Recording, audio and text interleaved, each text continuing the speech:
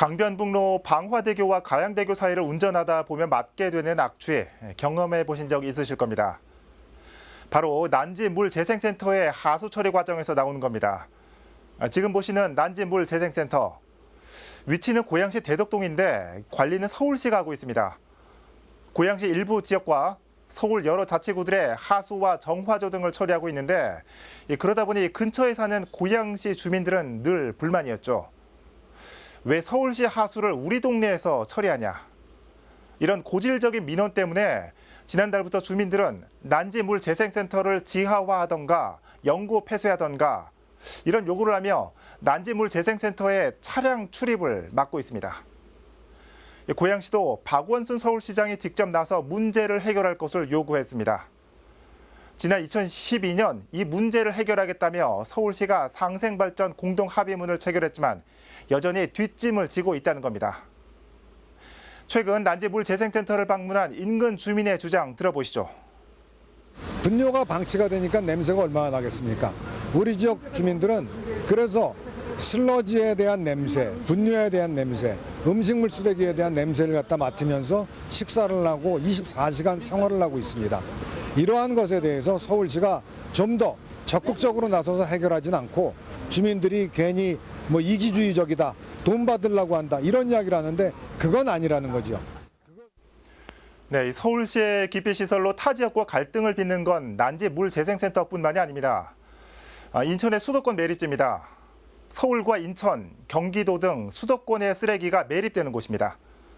그런데 인천시는 오늘 2025년부터 다른 지역의 쓰레기를 더 이상 받지 않겠다는 입장을 고수하고 있습니다. 더 나아가 내년부터는 쓰레기 반입량도 제한한다는 것. 다 이유가 있습니다.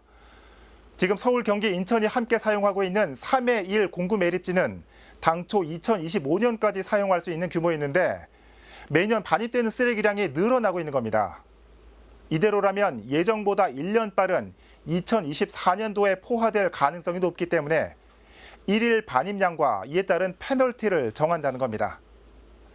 이곳 쓰레기 전체 반입량의 42%를 차지하고 있는 서울시에 더 급한 불이 떨어진 거죠. 당장 내년부터 쓰레기도 줄여야 하고 2025년부터 자체적으로 쓰레기도 처리해야 할 판인데 서울시는 아직 이렇다 할 뾰족한 대책은 없습니다. 서울시 입장 잠시 들어보시죠. 우리 시의 별도 대응 방안 이거를 지금 공개적으로 논할 사항은 아니고요. 협의체에서 합의에 이르는 것들을 빨리 이제 실행에 옮기는 거.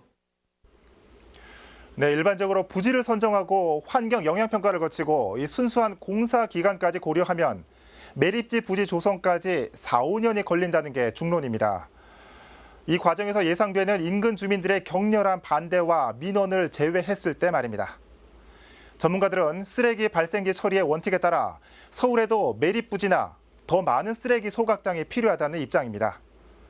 하지만 이 역시 현실적인 장벽과 여러 정치적인 이유 등으로 쉽지 않습니다. 이재준 고양시장이 인터뷰를 통해 한 말입니다. 서울시는 광화문 광장 재조성 사업에 매달릴 게 아니라 타 지역 주민들에게 고통을 주고 있는 기피시설을 해결하는 게 마땅하다. 핑크빛 정책들만 내세우지 말고 이 당면한 숙제들도 해결하라는 거죠. 이와 함께 서울 시민들도 당장 눈앞으로 다가온 쓰레기 대란을 앞두고 스스로 쓰레기를 줄이려는 노력도 필요하겠고요. 내가 버린 쓰레기에 대한 개인과 지자체 차원의 정책적이고 의식적인 책임감도 필요할 겁니다. 뉴스엔 이슈였습니다.